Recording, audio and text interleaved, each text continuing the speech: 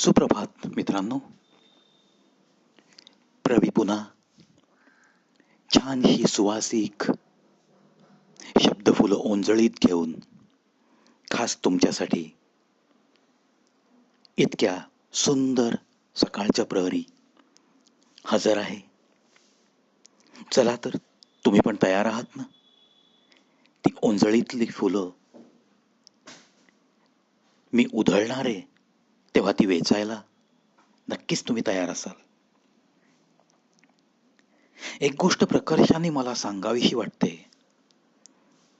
की बऱ्याचदा मी स्वतः असं पाहिलेलं आहे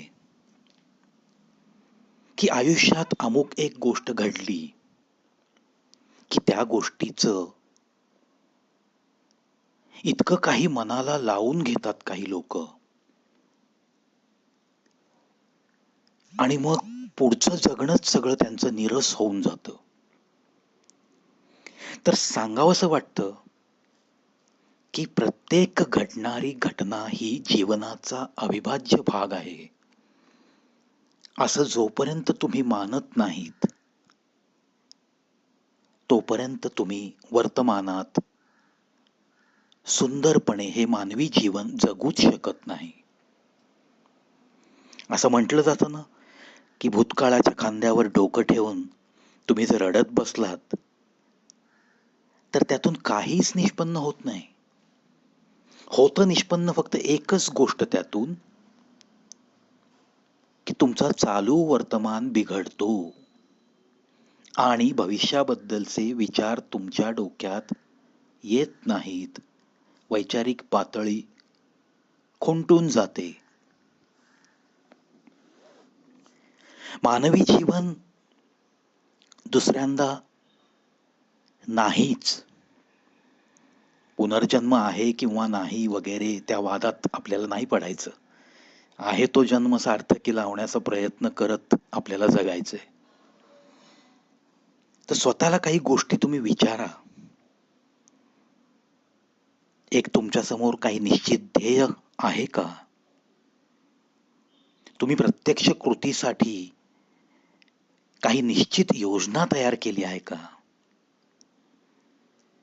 जी काही तयारी करण्यासाठी तुम्हाला कष्ट करायचेत तसे तुम्ही प्रामाणिक कष्ट घेत आहात का? तुमच्या ध्येयासाठी, ध्येयपूर्तीसाठी किती किंमत द्यायला तयार आहात तुम्ही? ध्येयपूर्तीसाठी कुठल्या टोकापर्यंत जाण्याची तुमची तयारी आहे? बरं, प्रत्येक गोष्टीत काही आज तुम्ही सुरुवात केली प्रयत्नांना की लगेच उद्या यश आहे असं नाहीये.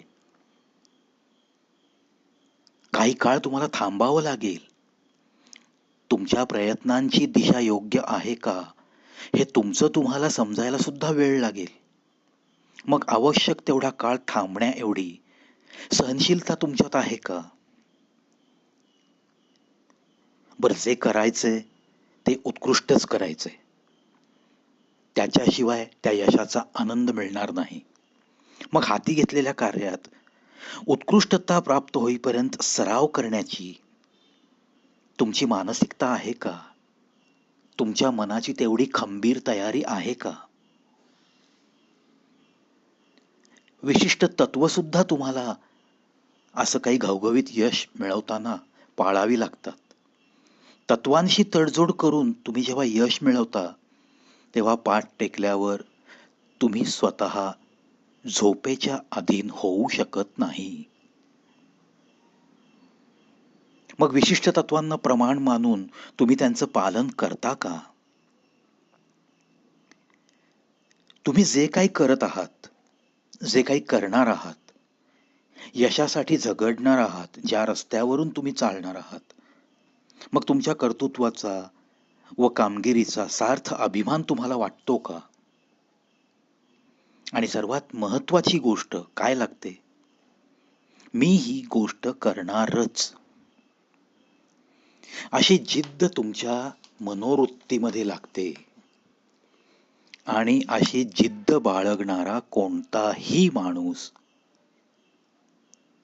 यशस्वी होतोच होतो. त्याला यशस्वी झालो नाही असं सांगण्याची गरजच पडत नाही. खूप छोट्या छोट्या गोष्टी आहेत, आपल्याच अंतर्मनाला आपण काही प्रश्न विचारत विचारत जर जगण्याचा प्रयत्न केला ना, तर आयडियालिझम म्हणजे नक्की काय हे बाजारात शोधत फिरण्याची गरज नसते मित्रांनो. ठीक आहे ना, तुम्हाला 4थी-5वी पर्यंत बोट धरून चालवतात, शिकवतात.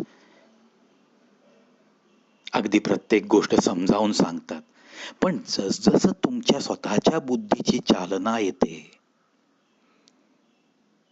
तुम्हाला विचार करण्याची प्रवृत्ती जसजशी वाढत जाते वयानुसार, तसतसं मला नाही वाटत की एक माणूस म्हणून जगण्यासाठी काही बोट धरून शिकवावं लागेल किंवा फार मोठी पुस्तकांची पारायणं करावी लागतात किंवा फार मोठ्या थोर मोठ्यांची प्रवचनं ऐकायला तासनतास जाऊन बसावं लागतं वगैरे.